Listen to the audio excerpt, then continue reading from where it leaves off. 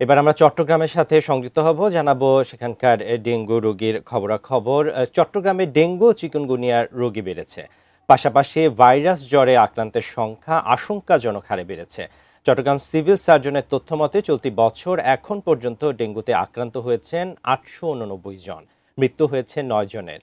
বিস্তারিত জানতে Chittagong medical college হাসপাতাল থেকে সরাসরি যুক্ত হচ্ছেন প্রতিনিধি মনিরুল ইসলাম পারভেজ।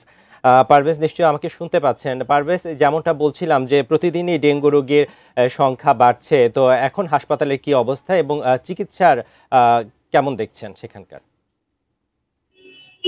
না, প্রথমে জানিয়ে রাখি, আজকের চিত্র হচ্ছে যে আমার পেছনে যে ডেঙ্গু ওয়ার্ড দেখতে পাচ্ছেন সেখানে 33 জন রোগী ভর্তি আছেন। তার মধ্যে 17 জন ডেঙ্গু, বাকিগুলো চিকুনগুনিয়া এবং অন্যান্য সাসপেক্টেড রোগী। অর্থাৎ এখানে বিভিন্ন রোগীগুলো এসে থাকেন, তবে জ্বর যেহেতু থাকে তো ডেঙ্গুর সাথে সাথে অন্যান্য রোগও আক্রান্ত হয়েছেন এবং সাসপেক্টেড হওয়াতেই এখানে এসে ভর্তি হচ্ছেন।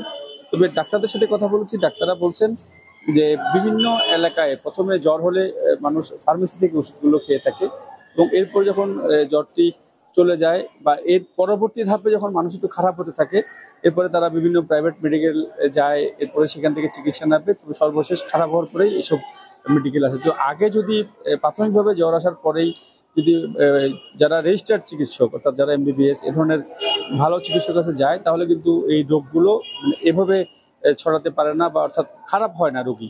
কিন্তু এখানে যে রোগীগুলো আমরা দেখতে পেয়েছি কিছুক্ষণ আগেও বিভিন্ন জায়গা থেকে, নোয়াখালী থেকে, চট্টগ্রাম বিভিন্ন ওয়ার্ড থেকে, চট্টগ্রাম বিভিন্ন ওয়ার্ডের একটি চিত্র জানিয়ে রাখি যে এখানে আগ্রাবাদ এলাকায় আসলে যে এলাকাগুলো নিচু এলাকা অর্থাৎ বাকলি এলাকা, ওই এলাকার রোগীগুলো বেশি পাওয়া যাচ্ছে।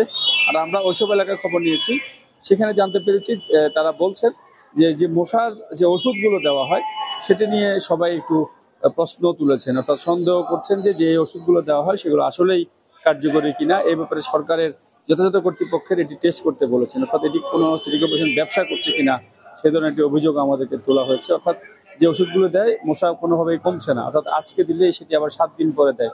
সে যদি কন্টিনিউ প্রসেসে রাখতো, অর্থাৎ প্রতিদিন যদি দেওয়া হতো এক একটি এলাকায়, দেখা যায় যে আজকে দিয়ে গেলে সেটি আবার 4 দিন পরে আসে ওষুধ দেয়। যার কারণে কোনোভাবে মশার যে বংশবৃদ্ধি সেটি কিন্তু কমছে না।